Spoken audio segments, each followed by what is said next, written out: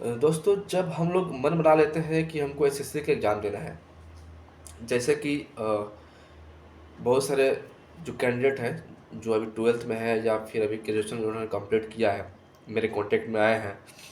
उन्होंने कहा है कि सर कि एसएससी का तैयारी हम स्टार्ट कहाँ से करें?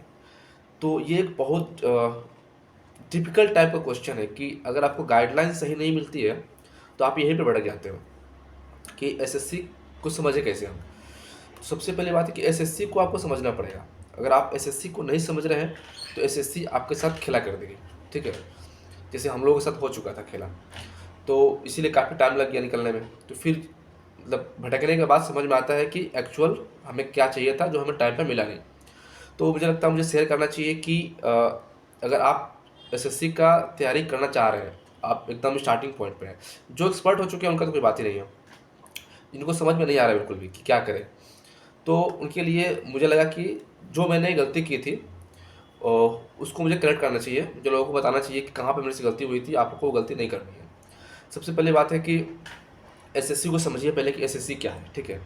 एसएससी को मैं जैसे कि थोड़ा-थोड़ा सबके बारे में बताऊँगा। अगर आप लोग कमेंट करेंगे तो मैं एक बहुत डीपली वीडियो भी बनाऊँगा कि एसएससी का पूरा इतिहास क्या है और कैसे पढ़ना पड़ता है इसमें और क्या-क्या इसका जॉब क्राइटेरिया वगैरह जो भी है एसएससी के बारे में अच्छे से मैं बताऊँगा, क्योंकि ये जानना बहुत ज़रूरी होता है, ठीक है? हमें सिर्फ़ ये नहीं जानना होता है कि हम कौन-सा एग्ज़ाम दे रहे हैं बस इतना जान गए कि हम ये एग्ज़ाम है और इस एग्ज़ाम को देना है। ये नहीं होता है। इसके पीछे का रीज़न भी जानना पड़ता है कि एसएससी क्या करवाती है। काफ़ी सारी चीज़ें हैं, मैं अगर कमेंट में आप लोगों का कमेंट आएगा तो मैं इसके ऊपर एक वीडियो बनाऊँगा। फिलहाल मेरा टॉपिक वो नहीं है। फिलहाल मेरा टॉपिक जो है कि फर्स्ट स्टेप जो है एसएससी का, वो कैसे स्टार्ट करें पढ़ाई का। देखिए, जो गलती हमने की थी, आपको वो गलती मैं ना चाहूँगा कि आप वो करें।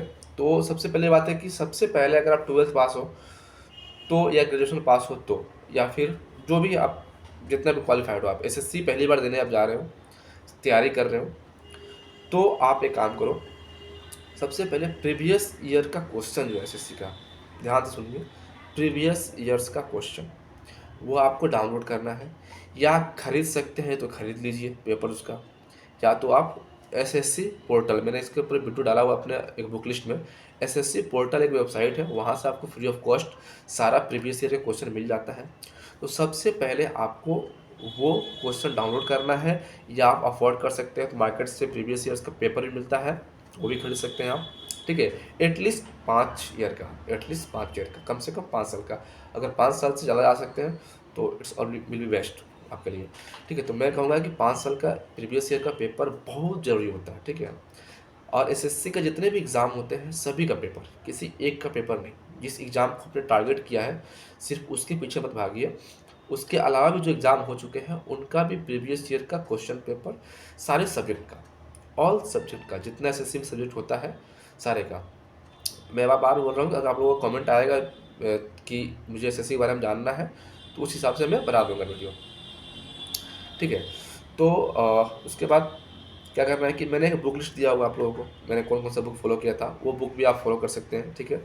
उसके बाद क्या करना है आपको कि पहले गो थ्रू करना है, पूरा प्रीवियस ईयर का क्वेश्चन जो है गो थ्रू करना, अच्छे से करना है, मल्टीपल टाइम्स करना है, ठीक है? क्योंकि मैं इसलिए बता रहा हूँ क्योंकि जब आप एसएससी के फील्ड में उतरोगे, तो आपका जो है बैकबोन जो होगा ना, ये प्रीवियस ईयर का पेपर ही होगा, ठीक है? उसके बाद क्या है कि मैथमेटिक्स, अगर आप सीजीएल लेवल पे जा रहे हो, ठीक है? सीजीएल का एग्ज़ाम दोगे, सीएचएसएल का एग्ज़ाम दोगे, इनफैक्ट अभी एमटीएस का एग्ज़ाम में तो क्वालिफाइंग नेचर का हो गया है, मैथ और रीजनिंग, लेकिन एसएससी का जो सीजीएल और सीएचएसएल है, उसमें मैथ का एक अच्छा इम्पोर्टेंट रोल है। मैथ का जो है ना, बेसिक सारा चैप्टर, जितना उसमें चैप्टर है मैथ का, एक बार कम से कम आपको सारा सॉल्व करना है। अब बुक कौन सी चाहिए आपको मैंने बता दिया है।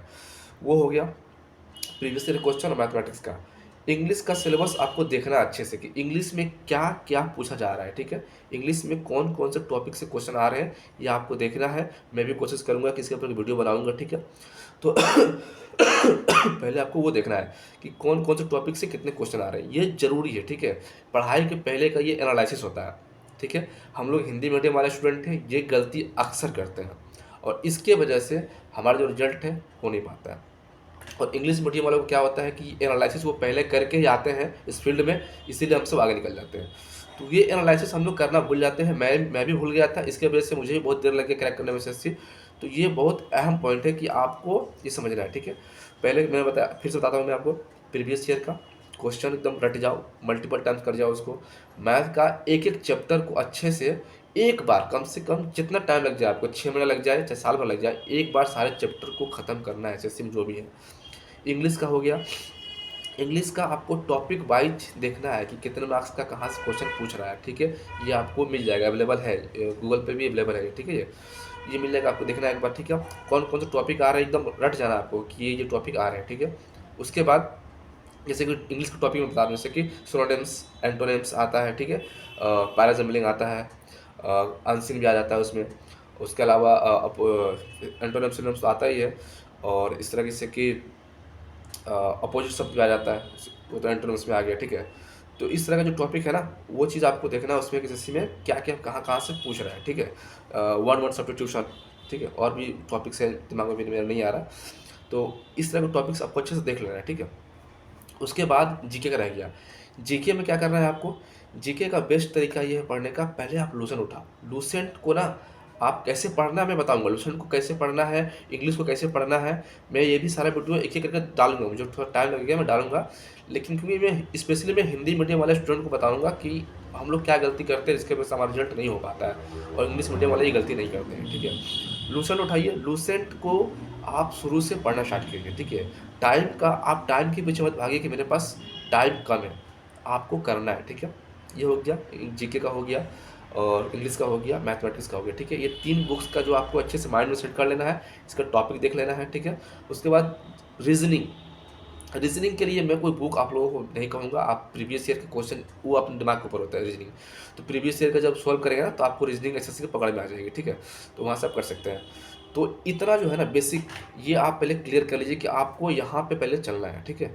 उसके बाद कैसे पढ़ना है वो तो अलग बात की बातें हैं, लेकिन जो जो मैंने अभी बताया ना, उसको फॉलो करना है पहले आपको, ठीक है। ये पहले आप कंप्लीट करके एनालिसिस कर लीजिए एसएससी का, फिर एसएससी के फील्ड में आप आइए, ठीक है। मैं आपको ये रिकमेंड करूँगा, क्योंकि हम लोग अक्सर ये गलती करते हैं, मैंने भी किया था पर्सनली ये गलती, मैंने एसएससी को एनालिसिस नहीं किया था, उसके बाद एसएससी ने मुझे एनालिसिस कर लिया, इसलिए मुझे बहुत टाइम लग गया, ठीक है। तो आप भी पहले ये कीजिए, और कोई भी डाउट हो, नया कैंडिडेट है, कोई भी डाउट हो तो डिस्क्रिप्शन में मेरा टेलीग्राम आईडी दिया हुआ है, मैं कमेंट बॉक्स में भी अपना टेलीग्राम आईडी पिन कर दूंगा। कोई भी डाउट हो आप बेझिझक मेरे को मैसेज कीजिए, मैं आपको जितना हो सके उतना हेल्प करूँगा, ठीक है। अभी के लिए इतने रखते हैं, वीडियो बहुत लंबा हो गया है, तो इसके लिए आप देखिए और इसको यूज़ कीजिए अपने लाइफ में। Okay, thank you.